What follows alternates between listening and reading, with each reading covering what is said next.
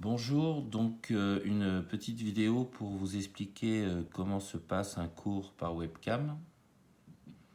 Donc la première étape, c'est que on s'appelle par téléphone. Pour fixer le contenu du cours et ce que vous souhaitez étudier, on détermine les documents à échanger, donc à la fois vos polycopiés de cours que vous souhaitez me transmettre ou des listes d'exercices que vous avez à faire. Ensuite, on parle technique. Donc, l'idéal, c'est d'avoir un smartphone et un PC. Et on choisit ensemble le logiciel de visioconférence, Skype, Zoom, Whereby, WhatsApp, Teams, éventuellement Messenger.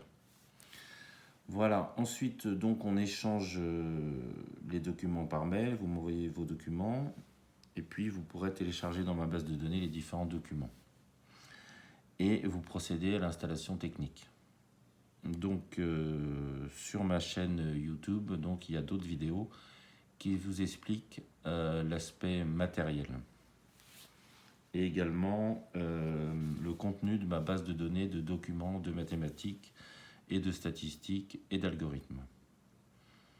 Voilà, donc la dernière étape, l'avant-dernière, c'est de faire un test pour voir si ça fonctionne, si on pourra travailler dans de bonnes conditions, et puis à l'issue du test, on pourra faire le cours.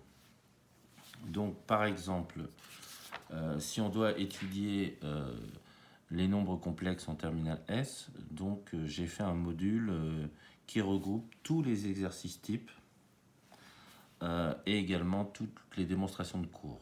Donc, c'est des exercices qui sont corrigés. Vous avez un module qui est le E041 que vous allez télécharger dans le dossier des exercices. Voilà. Et puis, voilà. Alors, on va faire un exemple d'écriture. Donc, on va faire un premier exercice. Donc, je note la date du jour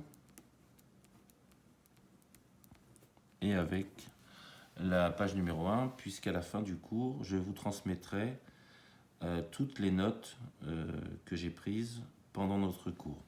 Voilà. Et donc je vais scanner les feuilles et je vous les enverrai en PDF par mail. Voilà.